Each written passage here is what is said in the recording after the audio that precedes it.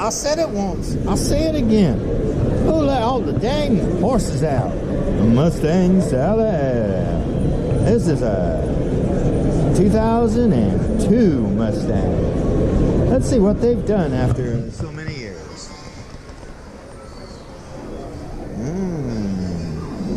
Looks like it's still got muscle. Still looks solid and firm like a rock. GT. I've heard good things.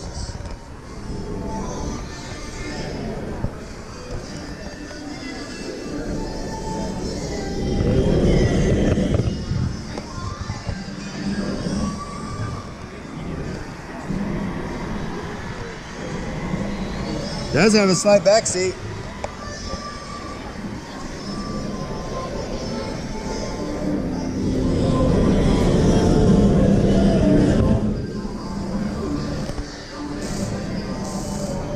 Kind of looks strong, just like Manly. Firm like Manly. Maybe this is a car that Manly the cat would drive if he could drive. Till next episode, stay tuned for more Willis Talk.